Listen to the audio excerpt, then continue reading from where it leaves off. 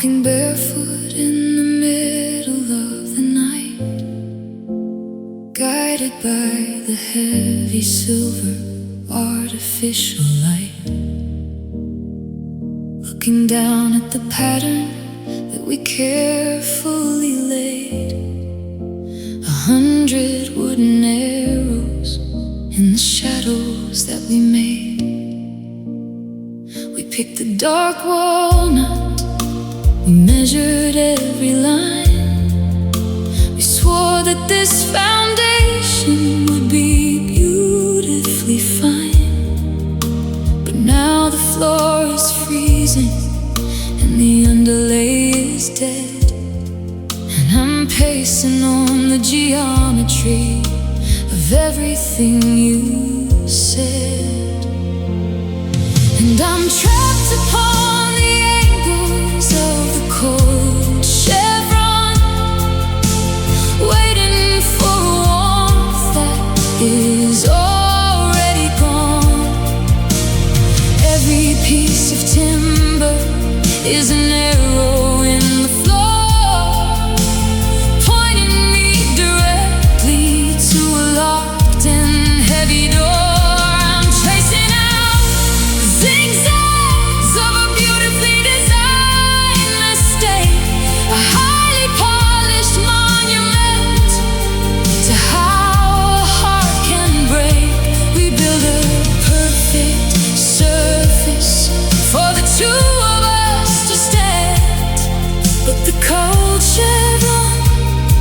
It's just a map I cannot understand.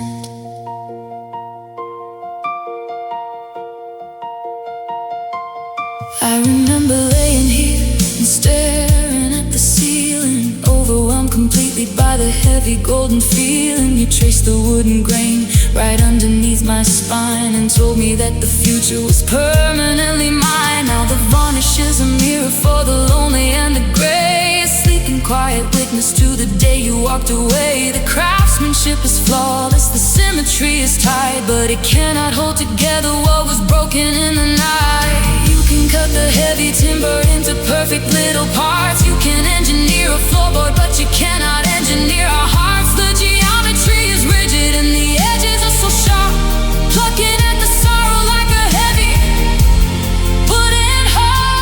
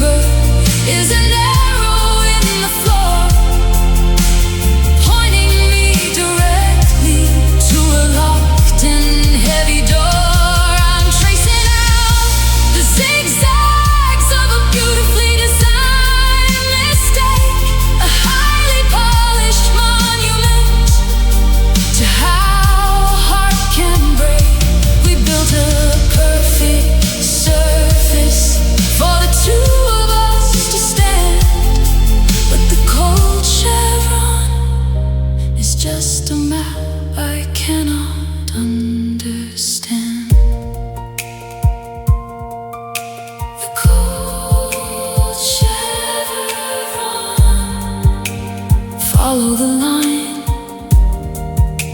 it hits the wall,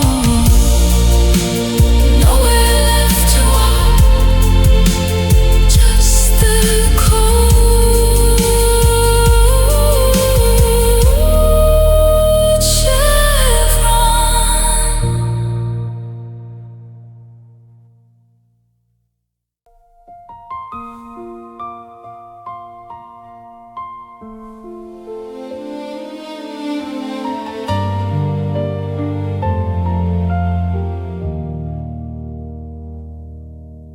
My footsteps bounce off the Italian stone, a heavy rhythmic echo of being here alone. The ceilings reach up 30 feet into the dark, but there isn't any warmth, there isn't any spark. walk through the foyer and I touch the velvet drapes, looking at the shadows taking on familiar shapes. We built a modern castle out of glass and heavy steel, but we forgot to lay a foundation that was real. And now I'm wandering around this empty estate, looking at the numbers on the heavy iron gate. It's a massive mausoleum built for two that only holds one, a brilliantly expensive way to hide out from the sun. There are 20 different rooms where I can go to fall apart, a beautifully curated, highly localized broken heart. We wanted all the luxury, we wanted all the space, but an empty estate is just a terrifying place. The chandeliers are glowing in the dining room hall, but the crystal throws a fractured light against the naked wall. I pour a glass of vintage from the cellar in the deep and sit beside the fireplace where I eventually sleep. The architecture's stunning and the masonry is grand, but it slips right through my fingers like a fist of golden sand.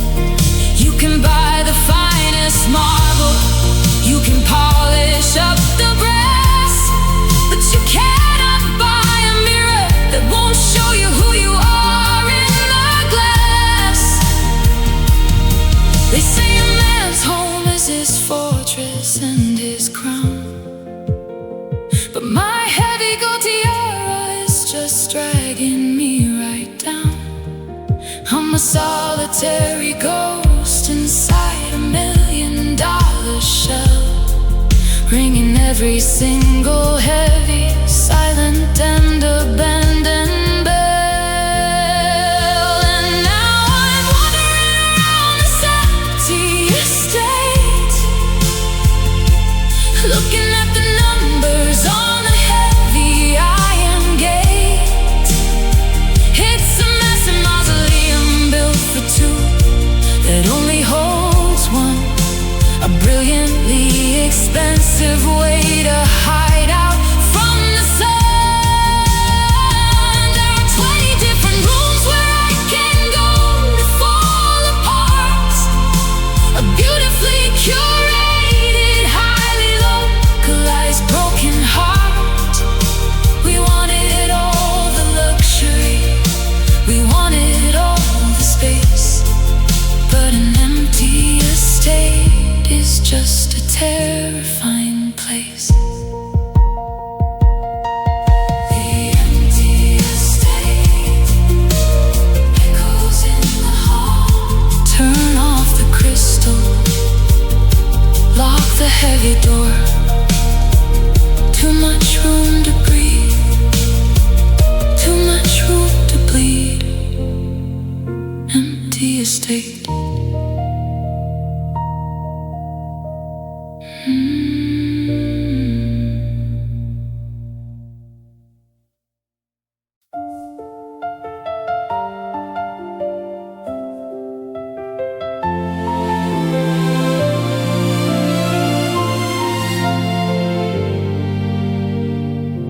The room is pitch black, but my face is glowing pale,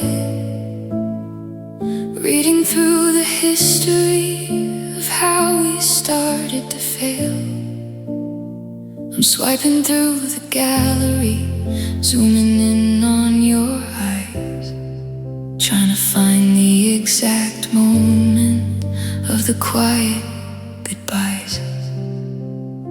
My thumb is shaking heavy, hovering over your name, looking for a single spark to reignite the flame. But the icon in the corner is a terrifying red, a localized countdown to the things we left unsaid. And I'm holding on to a battery at 1%, looking at the wreckage of the heavy time we spent. It's a desperate kind of waiting, a digital decay, knowing that the absolute end is seconds away.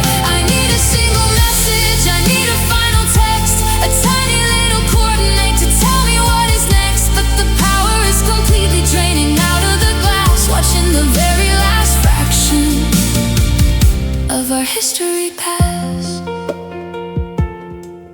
I remember when the energy was sitting at the top, a brilliant heavy voltage that we swore would never drop. We'd talk into the sunrise, the screen would never dim. But now I'm standing heavy on the absolute rim. I don't wanna close the app, I don't wanna lock the screen, because when the glass goes black I know exactly what it means. It means I can't reach out to you, it means the wire is cut, it means the heavy, heavy door is permanently shut. They tell me just to plug it in, to find a power source, to force the heavy current back onto a different course. But you cannot charge a system when the socket has been pulled, and you cannot fake a warmth when the atmosphere has cooled. And I'm holding on to a battery at 1%, looking at the wreckage of the heavy time we spent. It's a desperate kind of waiting, a digital decay, knowing that the absolute end is seconds away. I need a single message, I need a final text, a tiny little coordinate to tell me what is next. But the power is completely draining out of the glass, watching the very last fraction of our history pass. 1%, the red light blinks, the brightness drops, the spinning wheel stops, the glass goes dark, I drop my hand, 0.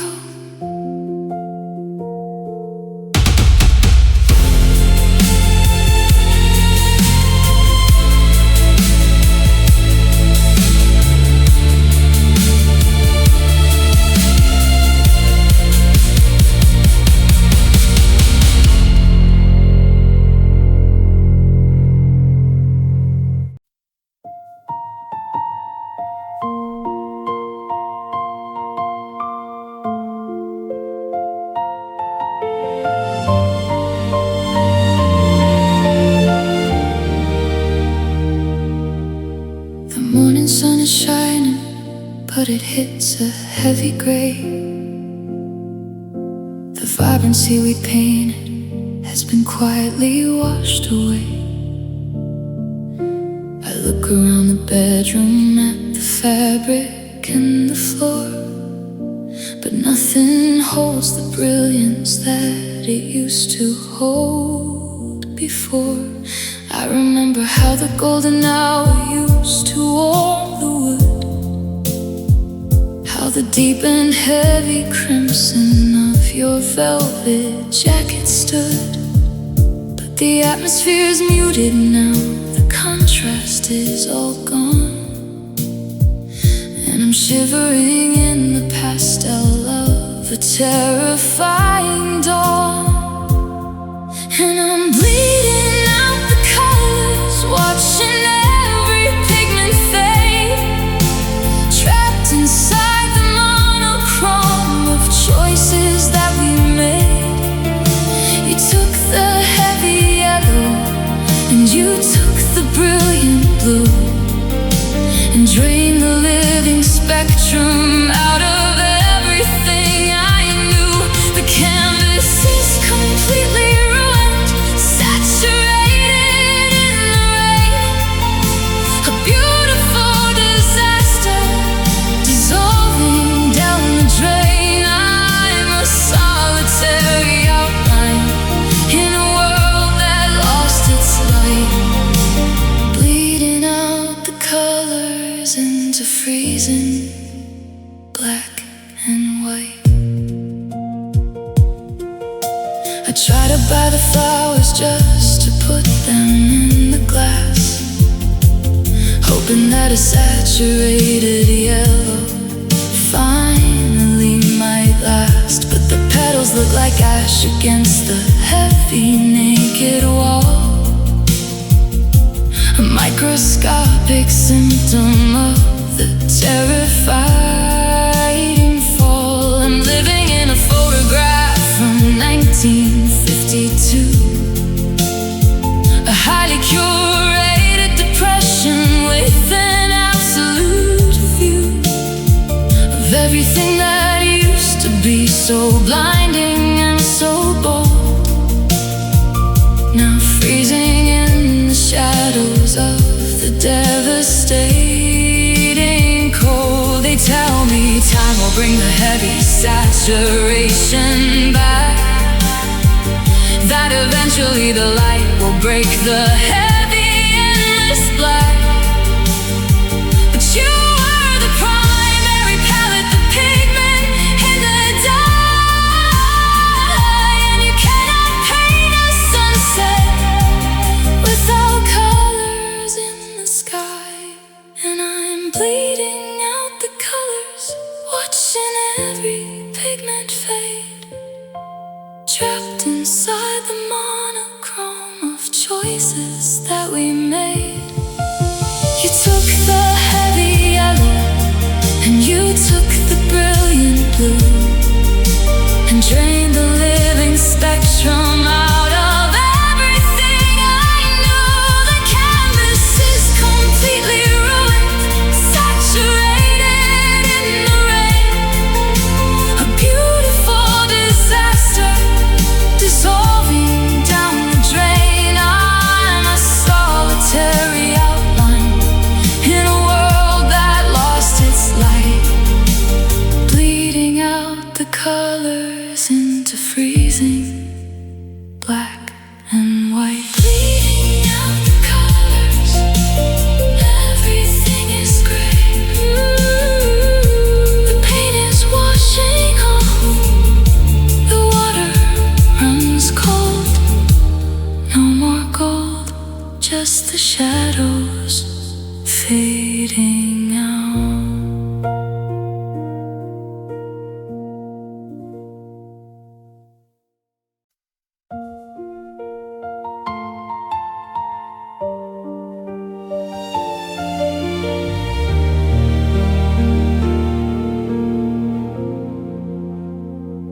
We painted the drywall a beautiful white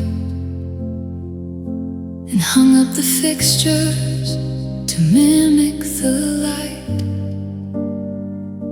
We laid down the rugs and we polished the stone, creating a fortress to call all our own. It felt like a sanctuary, safe from the cold, a heavy warm blanket to beautifully fold. But I paced round the edges and touched every wall and realized there isn't a window at all. And we're trapped in a room with no view of the sky, just staring directly right into the light. There isn't a horizon, there isn't a sun, just the localized dark of the damage we've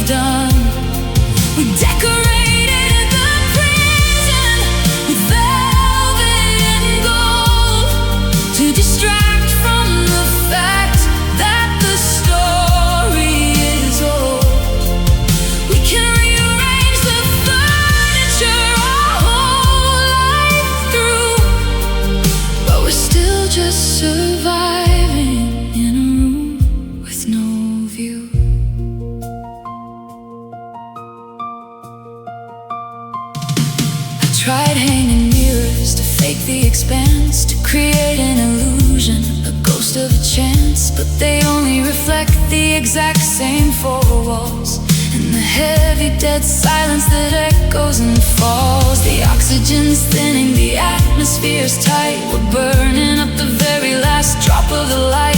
You tell me it's cozy, you tell me it's fine, but I'm tracing the edge of a boundary line.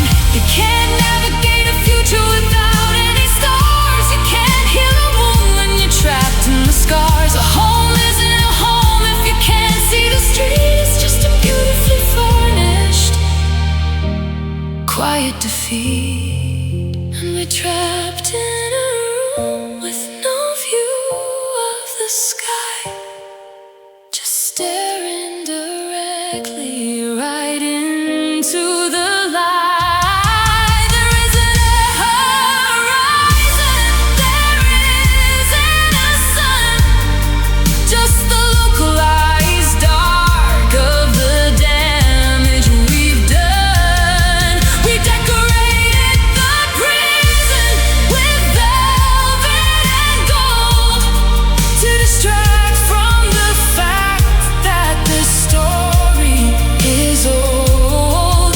We can rearrange the furniture our whole life through, but we're still just surviving in a room with no view. A room with no view, staring at the wall. The air is so heavy, no way to look out. Turn off the lamp, close your eyes, nowhere to look.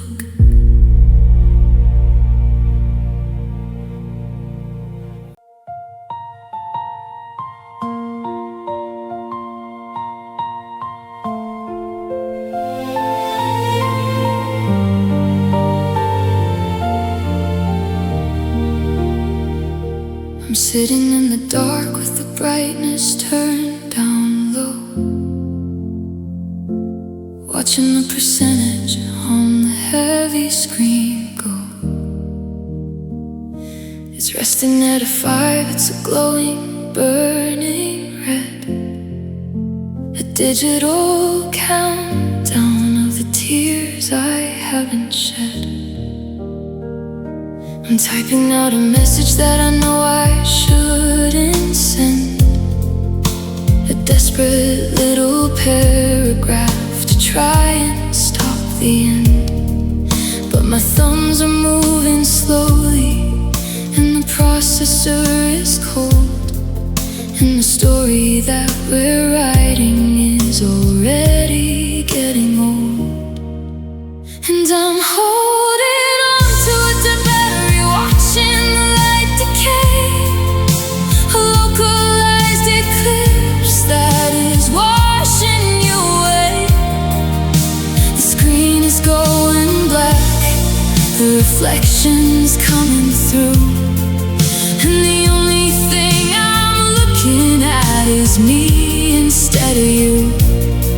It was a high-speed connection, a brilliant glowing spark, but now I'm disconnected in the middle of the dark. You can't transmit a heartbeat through a heavy frozen screen when the dead battery is the only thing between. I remember when this glass used to light up with your name, a sudden burst of color like a heavy digital flame. I'd hold it to my chest just to feel the sudden buzz, a manufactured warmth of exactly what it was. Now the titanium is freezing, the glass is just a wall, and I know that you are never gonna initiate the call. The power has been drained, the capacity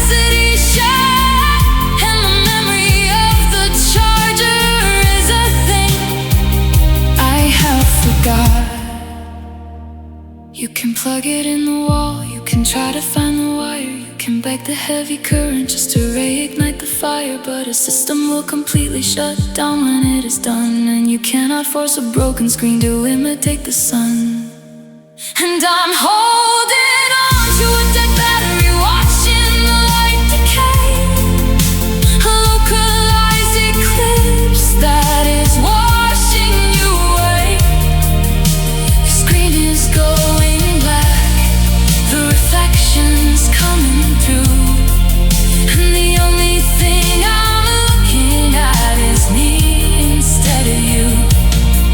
It was a high-speed connection, a brilliant glowing spark, but now I'm disconnected in the middle of the dark.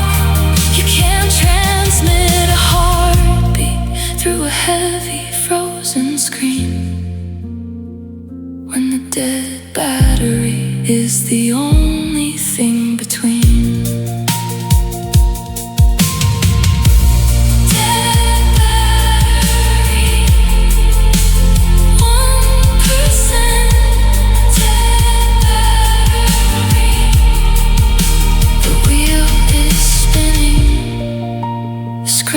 Goes black, just my own reflection, silence, offline.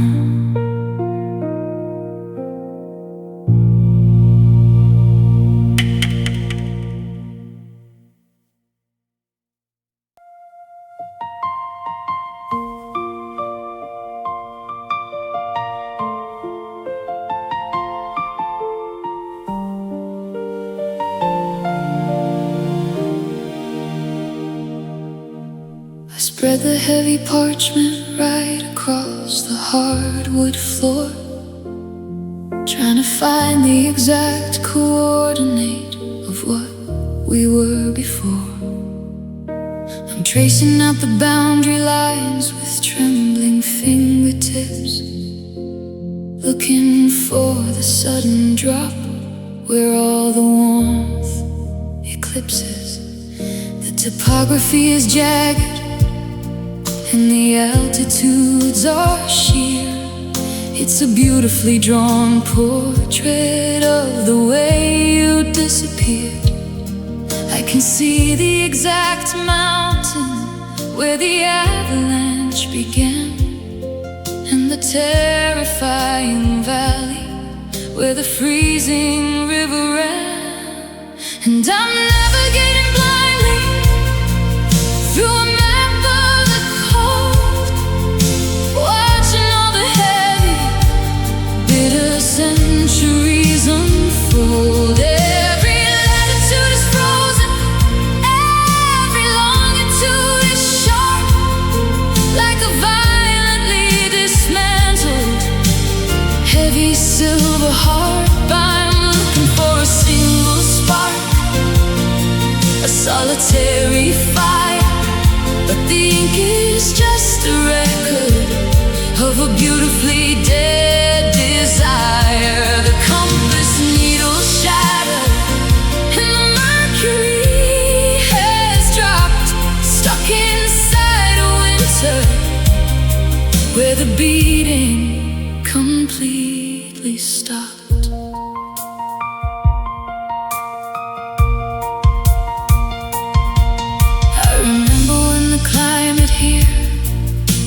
Tropical and bright, when the heavy golden sun would perfectly illuminate the night. We didn't need a legend, we didn't need a guide, we just followed the incredible magnetic heavy tide. But you quietly withdrew into the atmosphere above and changed the barometric pressure of this heavy, heavy love. Now the paper is too brittle and the edges are all torn, a microscopic testament to the day the ice was born. You can try to draw a border, you can try to build a wall, you can try to use the logic to survive the heavy fall, but you cannot chart a territory made of heavy snow when the underneath is hollow and you have nowhere to go.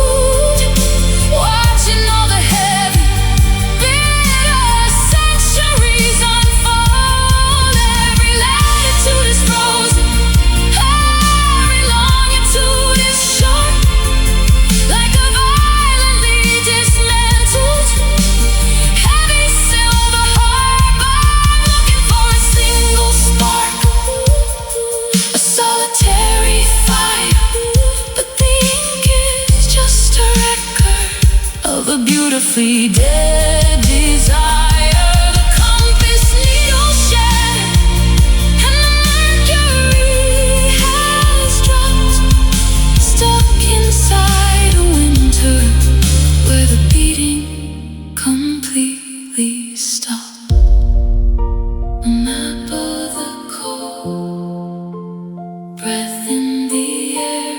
Roll up the paper, put out the light. The freeze is settling in. Nowhere to walk, just ice.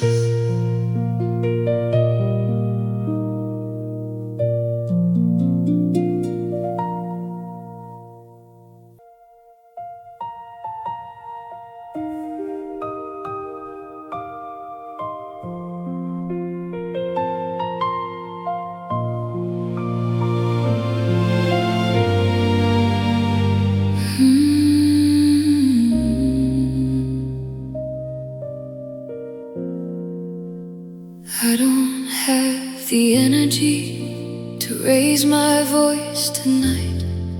I'm completely out of ammunition for the heavy fight. We've been circling the wreckage for a heavy, brutal year, running out of oxygen and manufacturing the fear. Throw another accusation right across the room. I could try to spark a fire in the middle of the gloom, but the adrenaline is gone and the heavy pulse is slow, and it takes a lot of effort just to finally let you go. So this is a quiet surrender. I'm dropping the heavy shield. I'm walking away from the center of the battlefield. There isn't a dramatic exit. There isn't a final stand. Just the gentle heavy opening of a tightly clenched hand. I'm yielding to the silence, I'm conceding to the space. I'm completely done defending this abandoned, hollow place. The war is officially over.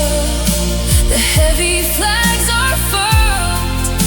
I'm quietly surrendering the center of my world. I used to think that holding on was how you proved the love, that you had to take the damage from the heavy things above. I wore the heavy armor and I took the heavy hits, trying to assemble all the microscopic bits.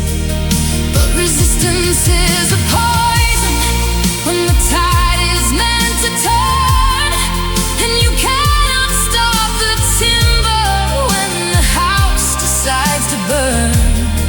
So I'm sitting in the ashes and I'm breathing in the dust, letting go of the panic and the heavy, broken trust.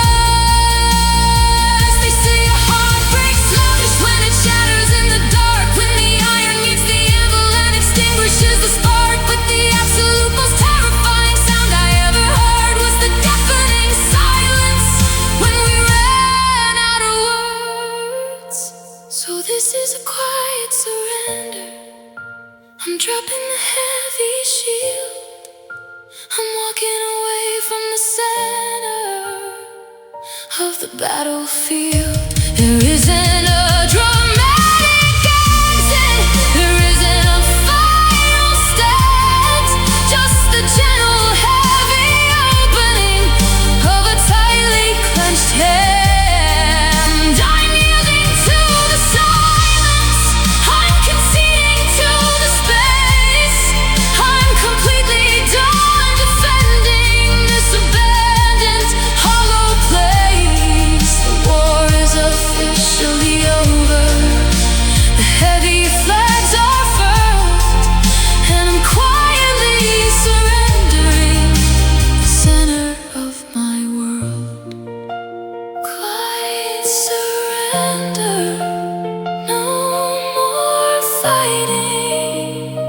the heavy sword, let the breathing slow.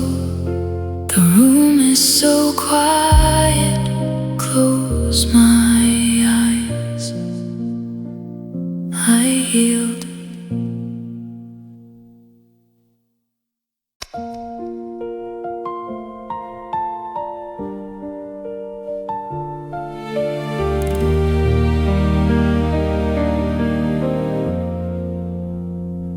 I type the exact coordinates into the heavy dark, looking for the digital footprint of our spark. I trace the familiar letters, I press the heavy key, expecting the beautiful homepage of you and me. But the screen flashes white and the heavy text is stark. A sudden brutal ending, leaving me in the dark. The server is completely unresponsive to the call, and I'm staring at the blankness of a heavy digital wall. And it's a 404, love not found. The link is entirely dead. I'm lost in the empty bandwidth of the things we never said. I'm refreshing the heavy page, begging for a sign, trying to find the ghost of you across the broken line. But the data's been corrupted and the history is wiped.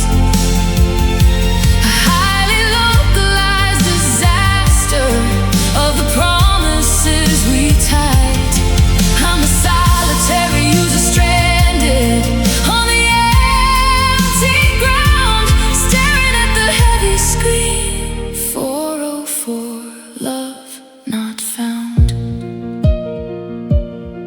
I look through the heavy archive, digging through the cache, searching the digital ashes of our sudden crash. I find the little thumbnails of the way we used to smile, a perfectly preserved, entirely inaccessible file. You changed the destination, you rerouted all the code, and left me completely stranded on a broken digital road. I'm clicking on the images, I'm clicking on the past, but the heavy cold reality is setting in so fast. You can clear the browser history, you can format the drive, you can completely overwrite the fact that we were alive. But the ghost is in the machine, and the error leaves a trace, an invisible coordinate in a beautifully empty space. And it's a 404, love not found. The link is entirely dead. I'm lost in the empty bandwidth of the things we never said. I'm refreshing the heavy page, begging for a sign, trying to find the ghost of you across the broken line. But the data's been corrupted and the history is wiped. A highly localized disaster of the promises we typed. I'm a solitary user stranded on the empty ground, staring at the heavy screen. 404, love not found. Love not found. The connection is timed out. Close the window, shut it all down. Offline, not found.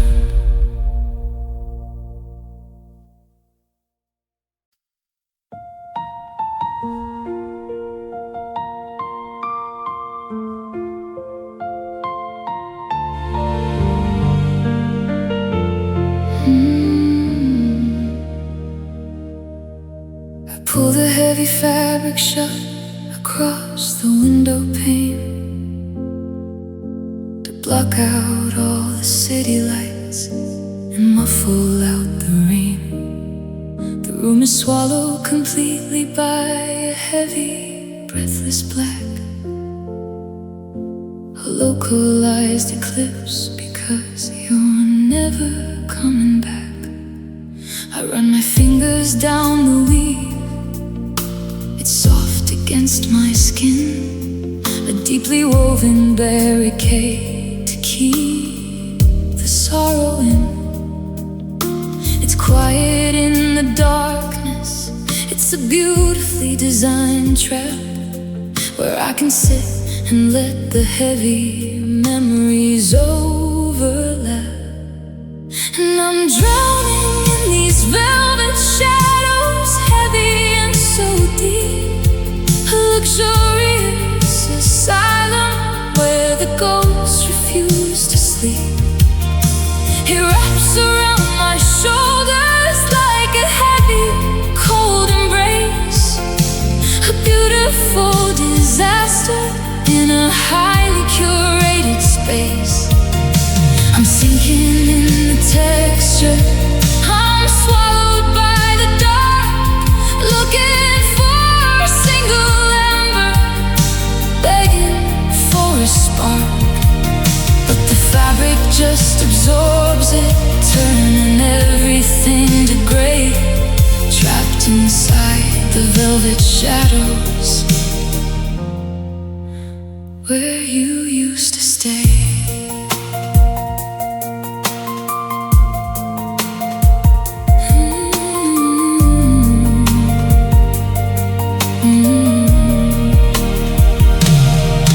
There's a cushion on the sofa where the indentation lies, a physical reminder of the last time you said your goodbyes. The fibers are all crushed in the exact shape of your weight, a monument to timing and a monument to fate. I trace the heavy outline in the middle of the gloom, the only thing you left me in this beautifully empty room. It's a high-end kind of torture, a premium kind of ache, to surround myself with softness when my heart's about to break. You can buy the finest cotton, you can drape the walls in silk, you can try to soothe the poison with a glass of heavy milk, but the luxury is hollow when the occupant is gone, and the velvet just reminds me that I'm sitting here alone. And I'm drowning in these velvet shadows, heavy and so deep, a luxurious asylum where the ghosts refuse to sleep. It wraps around my shoulders like a heavy, cold embrace, a beautiful disaster in a highly curated space.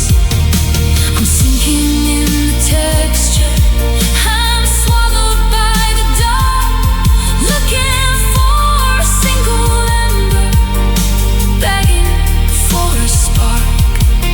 But the fabric just absorbs it, turning everything to gray, trapped inside the velvet shadows where you used to stay. Velvet shadows, soft and dark, running my hands across the fabric. No light gets in, no light gets out, just the velvet and the shadows.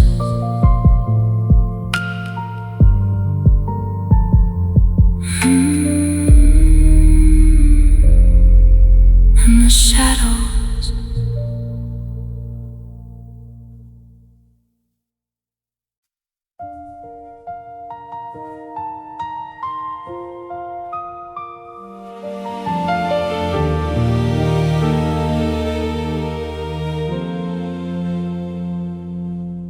I'm reaching out my hands into the freezing, empty black, trying to find the heavy line that leads your heartbeat back. I trip upon the memories scattered on the hardwood floor, a localized disaster right behind the bedroom door. We build a massive grid to keep the two of us alight, a beautifully lit network shining brilliant in the night. But the power suddenly collapsed without a warning sound, and left me on my knees feeling the heavy frozen ground. And I'm pulling at the wires in the dark, trying to untie the heavy braided cables of a beautifully built life.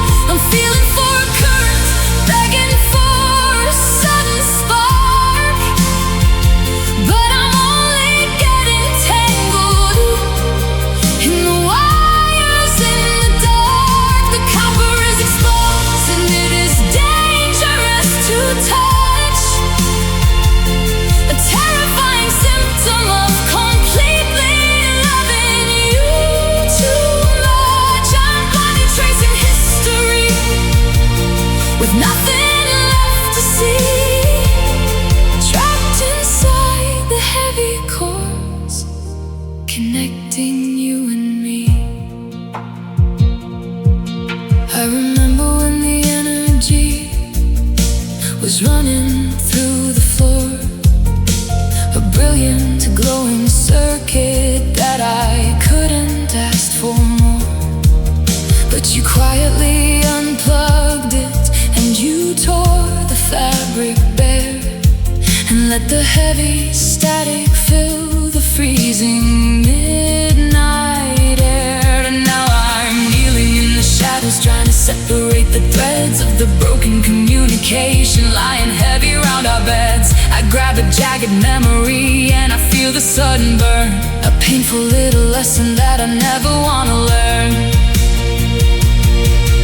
You can try to map the circuit, you can try to trace the line, you can try to find the exact place to failure intertwine, but when the insulation strips away and leaves the metal bare, you just have to drop the voltage and surrender to the I'm pulling at the wires in the dark, trying to untie the heavy braided cables of a beautifully built lie. I'm feeling for a current, begging for a sudden spark, but I'm only getting tangled in the wires in the dark. The copper is exposed and it is dangerous to touch, a terrifying symptom of completely loving you too much. I'm blindly tracing history with nothing left to see, trapped inside the heavy cords connecting you and me. Wires in the dark, tangled up inside. The grid is completely dead. Drop the heavy cable, let the static fade, step back into the black, unplugged.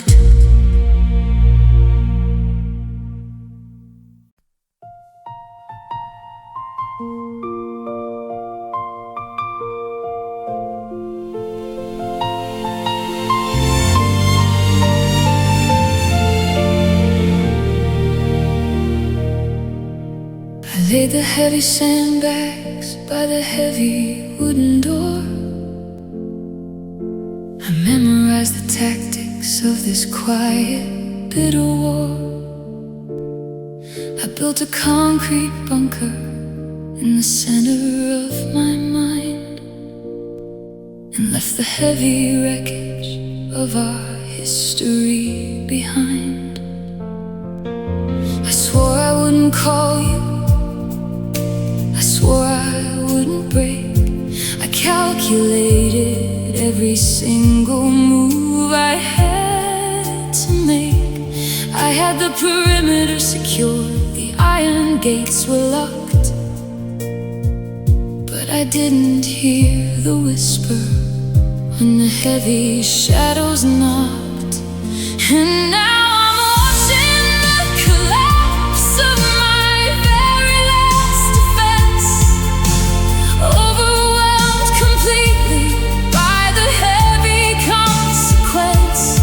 I spent 100 sleepless nights building up the wall, just to let a single memory orchestrate the fall. It wasn't a sudden earthquake, it wasn't a violent breach. It was just the sudden realization that you're out of reach.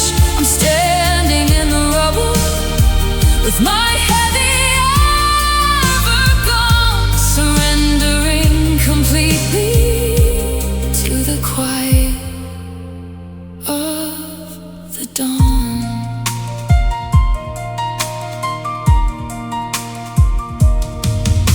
I thought the busy daylight was a shield I could deploy, a brilliant, loud distraction designed just to destroy the microscopic echoes of the way you said my name, a highly engineered escape from all the heavy blame. But the fortress was a fiction, a temporary hold against the terrifying permanence of the absolute code. You slipped right through the cracks inside the heavy armored glass and shattered every barricade I gathered to amass. You can forge the thickest iron, you can weld the heaviest steel, you can try to use the architecture to deny the way you feel, but the heart is a traitor, working closely with the past, and no amount of heavy engineering is ever gonna last. And now I'm watching the collapse of my very last defense, overwhelmed completely by the heavy consequence. I spent 100 sleepless nights building up the wall, just to let a single memory orchestrate the fall. It wasn't a sudden earthquake, it wasn't a violent breach. It was just the sudden realization that you're out of reach. I'm standing in the rubble with my heavy armor gone, surrendering completely to the quiet of the dawn. The last defense, the walls come down. Drop the heavy shield, let the cold air in. The battle is completely over. I lost, surrender.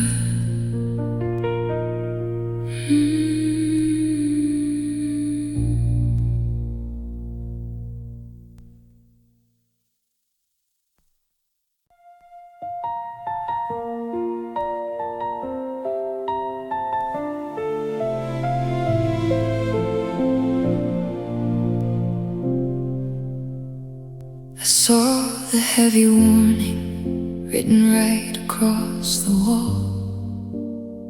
I knew the architecture was designed to make me fall, but the lightning was so golden and your gravity was strong. And I've always had a habit of completely choosing wrong. I stepped across the boundary line and walked right to the edge. I handed you the hammer and I handed you the sledge. I knew you were a hazard, I knew you were a fire, but I willingly surrender to the heat of the desire. And you were a beautiful mistake, stunning kind of break, the absolute most perfect piece of damage I couldn't make. I'm standing in the wreckage of a brilliantly designed and meticulously crafted heavy losing of my mind. If I could turn the clock back, I'd still walk into the snare, just to feel your heavy fingers running through my tangled hair. It's a tragedy of timing, it's a terrifying ache, but God, you were a completely beautiful mistake.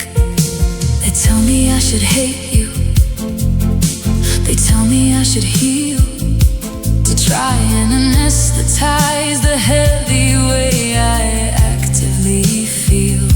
But I am hoarding every single second of the crime, replaying all the evidence 100,000 times.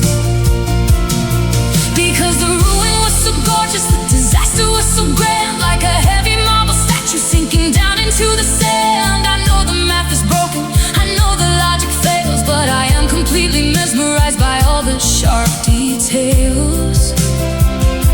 You can't regret a hurricane when it clears the heavy sky. You can't regret the altitude right before you die. It's a fatalistic logic, it's a poison in the tea, but I drink it to the bottom if it brought you back to me. And you are a beautiful mistake, stunning kind of break, the absolute most perfect piece of damage I could make. I'm standing in the wreckage of a brilliantly designed and meticulously crafted heavy losing of my mind. If I could turn the clock back, I'd still walk into the snare, just to feel your heavy fingers running through my tangled hair. It's a tragedy of timing, it's a terrifying ache, but God, you were a completely beautiful mistake. A beautiful mistake. I'd do it all again. The damage is done, the masterpiece is broken, but I can't look away. Perfect ruin, beautiful.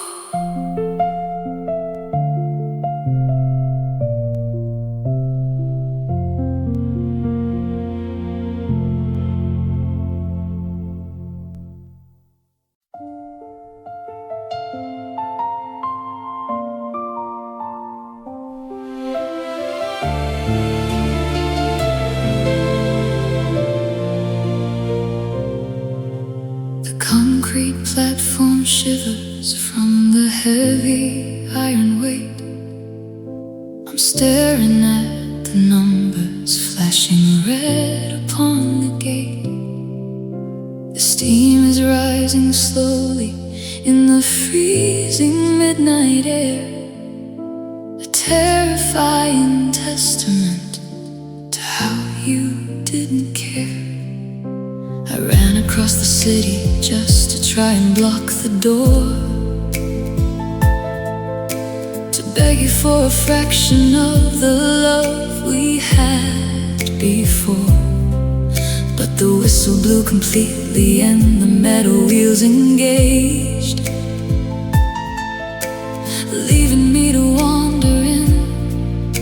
the history we staged, and I'm watching the last train out, pulling down the line, severing the heavy cords that tied your heart to mine. The sparks are flying off the track, a brilliant violent gold, a highly engineered escape into the absolute cold. I'm standing in the vacuum of the air you left behind. Listen to the screeching of the gears inside my mind. There are no more departures, and the station is so dark. Watching the last train out extinguish every spark. The taillights are just glowing dots, completely swallowed by the fog. Another heavy entry in this devastating log. I look down at the ticket that I crushed inside my hand, a useless piece of paper for a beautifully dead demand. The architecture of the station echoes with the quiet. A sudden heavy silence replacing all the riot. I thought that you would hesitate, I thought that you would wait, but gravity is ruthless when you show up far too late. You can build the longest railway, you can lay the heaviest steel, you can try to engineer a way to outrun how you feel. But a schedule is a schedule, and a departure is a fact, and you cannot stop a heavy train once it is on the track. And I'm watching the last train out, pulling down the line, severing the heavy cords that tied your heart to mine. The sparks are flying off the track, a brilliant violent gold, a highly engineered escape into the absolute cold. I'm standing in the vacuum of the air you left behind, listening to the screeching of the gears inside my mind. There are no more departures, and the station is so dark. Watching the last train out extinguish every spark. The last train out, the last train out. The tracks are empty now, the steam dissolves, just the cold concrete. Nothing left to catch, gone.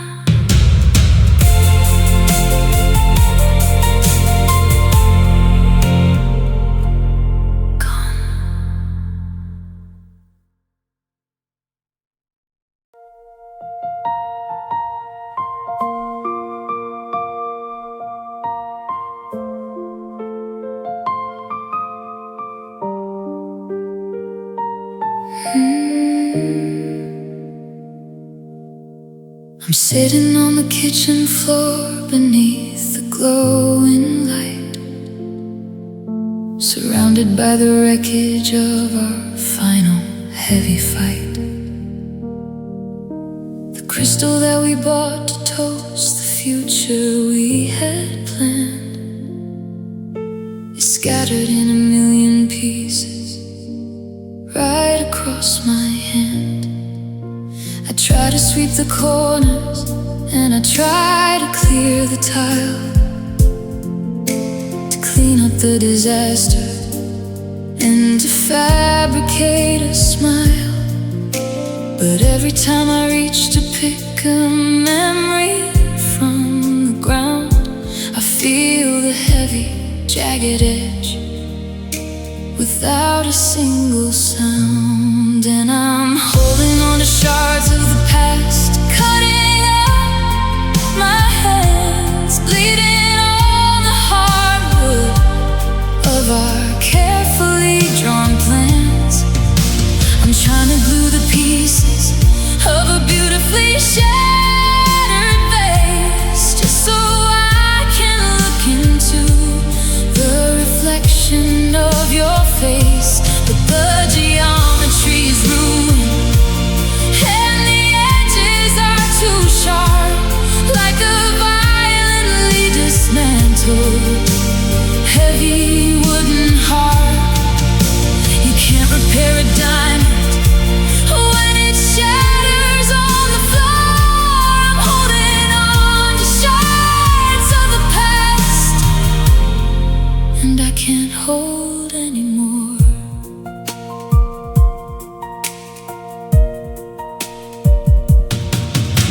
I look into the broken glass and see a fractured me, a distorted little version of the love that used to be. There's a sliver of the laughter, there's a fragment of a tear, a microscopic record of the time we spent right here.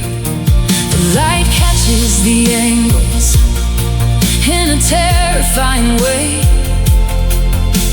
a glittering reminder of the price I have to pay for thinking I could carefully reassemble the divine and fix a shattered mirror using nothing but a line.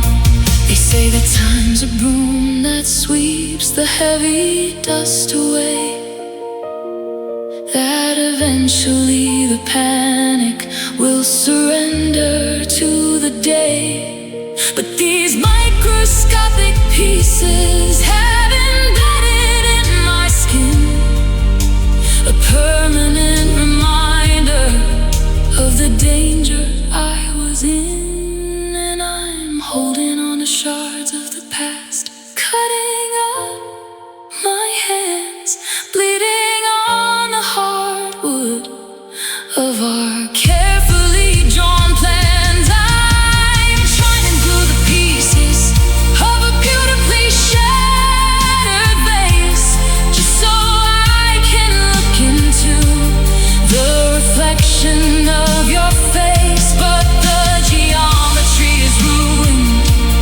and the edges are too sharp, like a violently dismantled heavy wooden heart. You can't repair a diamond when it shatters on the floor. I'm holding on to shards of the past, and I can't hold anymore. Shards of the past, drop the glass, cutting so deep. Drop the glass, let it stay broken. Wash the blood from my hands. Walk away, shards.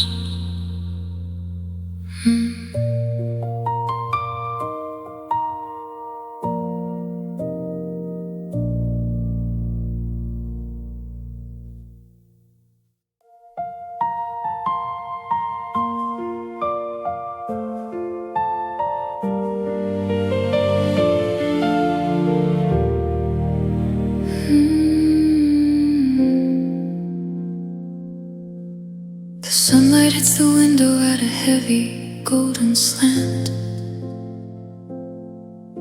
I try to move a muscle, but my heavy body can't. I'm looking at the photograph we took in early spring, before the winter came and ruined absolutely everything.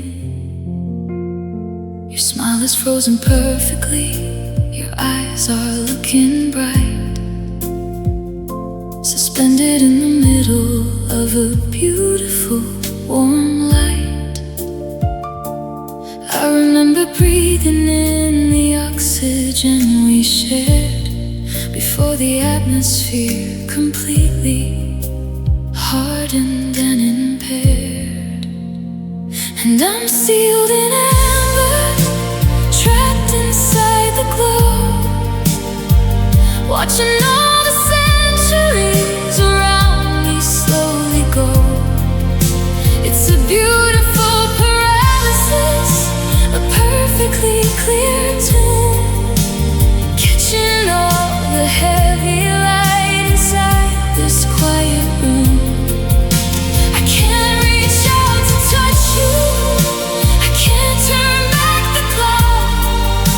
I'm permanently frozen inside this golden rock.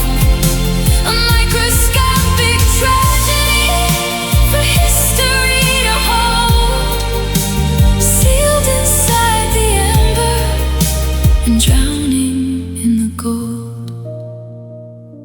The sap came dripping softly from the branches of the past. I didn't even notice it was drying up so fast. It coated all the promises, it covered up the pain, it insulated everything against the pouring rain. Now I'm just a fossil of the lover that I was, suspended in the honey and the heavy, quiet fuzz. People look right through me at the beauty of the shine, but nobody can hear the screaming underneath the line. They say it's such a miracle that nothing will decay, that I get to keep the memory of you this exact way. But preservation is life, it's just a shiny grave, a terrifying monument to what I couldn't say. And I'm sealed in amber, trapped inside the glow, watching all the centuries around me slowly go. It's a beautiful paralysis, a perfectly clear tune, catching all the heavy light inside this quiet room. I can't reach out to touch you, I can't turn back the clock. I'm permanently frozen inside this golden rock.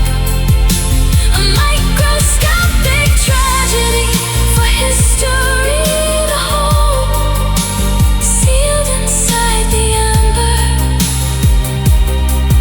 and drowning in the gold. Sealed in amber, drowning in the gold. The light is shining through, but I can't breathe. Perfect forever, frozen ember.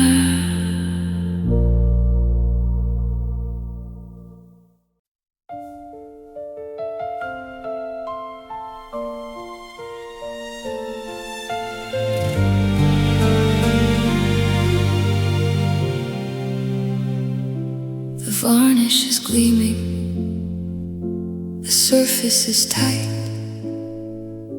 reflecting the glow of the overhead light.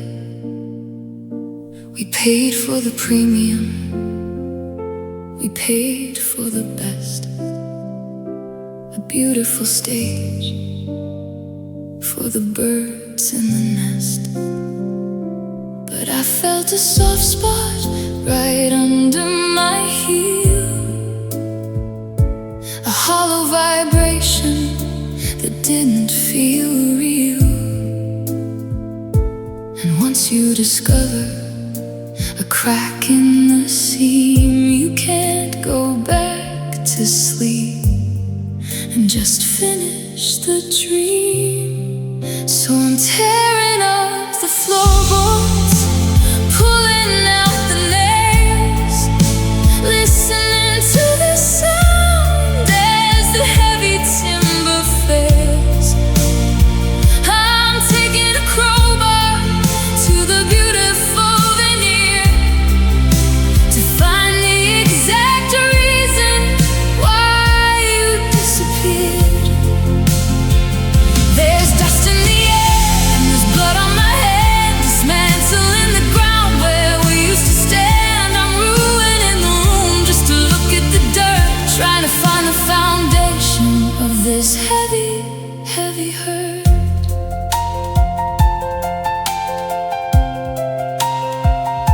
I splinter the oak and I shatter the pine, erasing the boundary of yours and of mine. Underneath all the polish and the beautiful stain is a dark, empty hollow of silence and pain. I thought if I dug to the bottom of the rot, I would find all the answers to the things I forgot. But the joists are all freezing and the concrete is bare, and I'm sitting in the wreckage with nobody there. It's a violent reaction to a quiet goodbye, to violently dissect such a beautiful lie. But the hardest admission that I have to make is the floor was already designed just to break. So I'm tearing up the floorboards, pulling out the nails, listening to the sound as the heavy timber fails. I'm taking a crowbar to the beautiful veneer to find the exact reason why you disappeared. There's dust in the air and there's blood on my head, dismantling the ground where we used to stand. I'm ruining the room just to look at the dirt, trying to find the foundation of this heavy, heavy hurt. Tearing up the floorboards, splinters in the dark, drop the iron bar. The ground is open, nothing but dust. The beautiful floor is gone.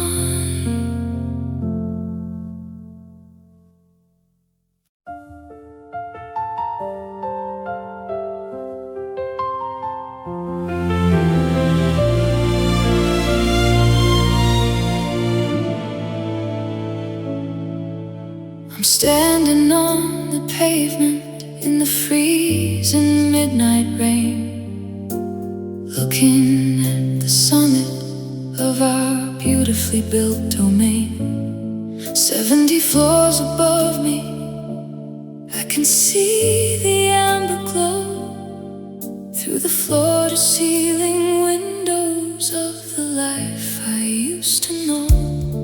We rode the private elevator up into the sky, leaving all the heavy, normal gravity behind. We poured the vintage champagne, we claimed the highest view, but the ground is looking terrifying from the street without you. And I'm locked out of the penthouse, exiled from the peak, listening to the heavy wind around the building shriek. We reached the absolute summit of the architectural art, just to build a high-end fortress for a devastating heart. I have the memory of the skyline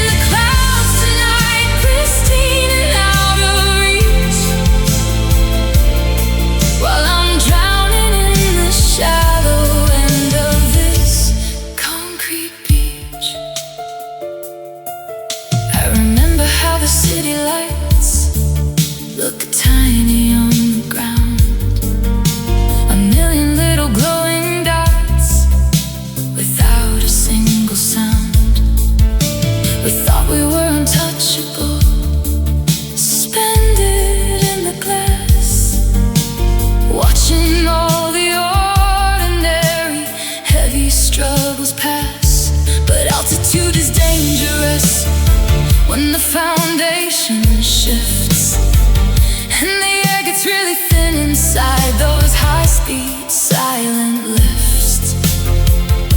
You change the combination to the private top floor suite, and sent me in a free fall to the unforgiving street. It wouldn't hurt so badly if we only built a shack. If we only had a simple room, it wouldn't break my back. But the tragedy of falling from the very highest floor is the agonizing time it takes to finally hit the floor. And I'm locked out of the penthouse, exiled from the peak, listening to the heavy wind around the building shriek. We reach the absolute summit of the architectural art, just to build a high-end fortress for a devastating heart. I have the memory of the skyline and the velvet on the chair, but I don't have the heavy brass key to take me up the stair. You're drinking in the clouds tonight, pristine and out of reach, while I'm drowning in the shallow end of this concrete beach. The locked penthouse, looking up from the street. The lights go out, 70 floors up. It's just dark glass now. Turn up my color, walk away.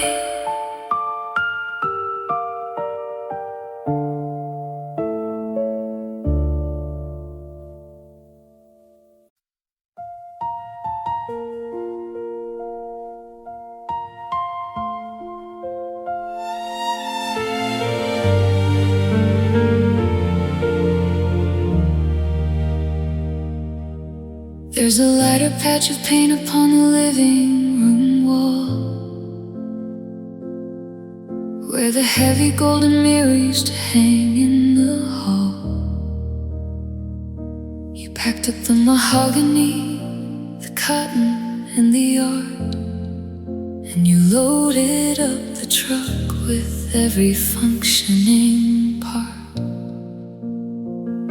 I'm standing in the center of the echoing floor, looking at the scratches by the heavy front door. The structure is completely and structurally sound, but there isn't any comfort left to cover the ground. And I'm walking around with an unfurnished heart, a brilliantly designed but completely empty part.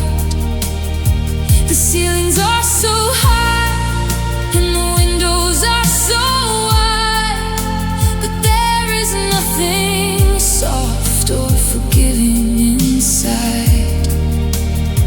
You took all the cushions, you rolled up the rug, you unplugged the wall from the electrical plug.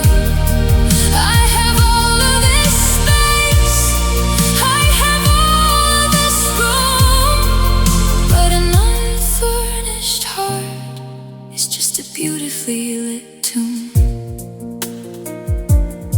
My voice bounces back from the corner of the room, a sharp acoustic weapon in the middle of the gloom. I try to lie down on the cold hardwood plank, but my body just shivers in the hollow and the blank. There's no velvet to catch me, no heavy woven throw, nowhere for the heavy tired sorrow to go.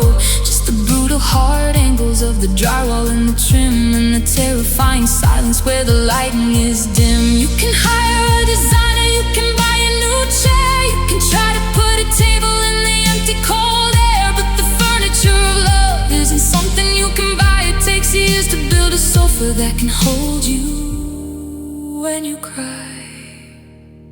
And I'm walking around with an unfurnished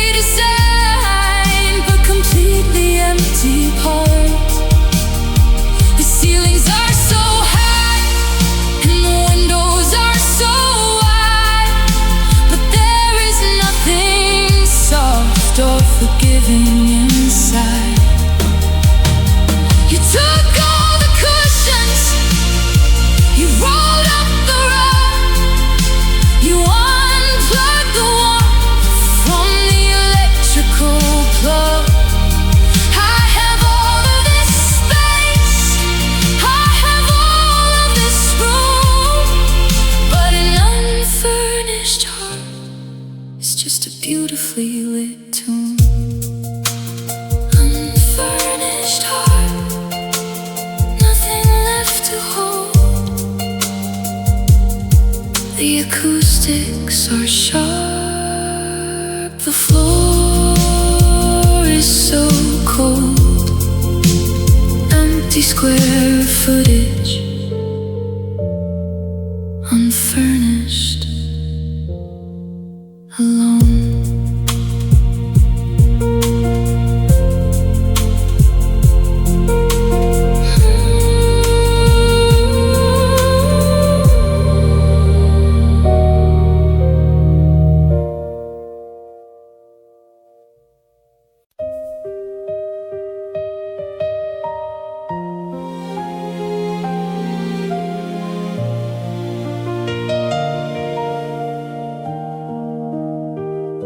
I turn the heavy brass and push the grand door wide and step into the cavern of the cold and quiet inside. The ceilings arch above me like a cathedral of the dark, but there is no congregation. There isn't any spark. I drop my heavy keychain on the entryway console and listen to the metal take a devastating toll. The sharp and sudden clatter hits the pristine marble floor and bounces off the heavy glass beside the double door.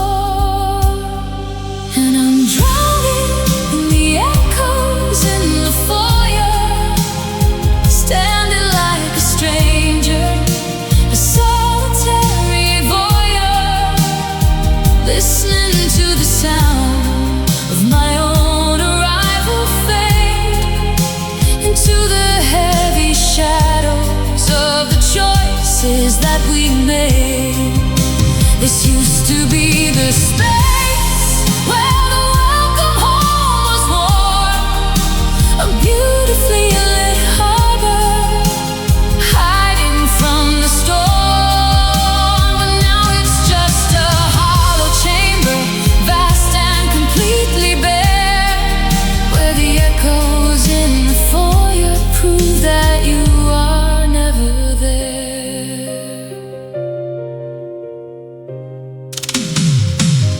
I look up at the chandelier, suspended in the heights, a cascade of the crystal casting fractured lonely light. It illuminates the empty hook where your heavy coat would hang, and the corner where the telephone so beautifully rang. Every footstep that I take is amplified by 10, a rhythmic cruel reminder that we can't go back again. The architecture amplifies the absence in the room and turns a grand entrance into a quiet premium tune. You can build a grand partition, you can lay the finest stone, but an entryway means nothing when you enter it alone. The space between the doorway and the staircase is so vast when you have to walk it, carrying the heavy, heavy past. And I'm drowning in the echoes in the foyer, standing like a stranger, a solitary voyeur,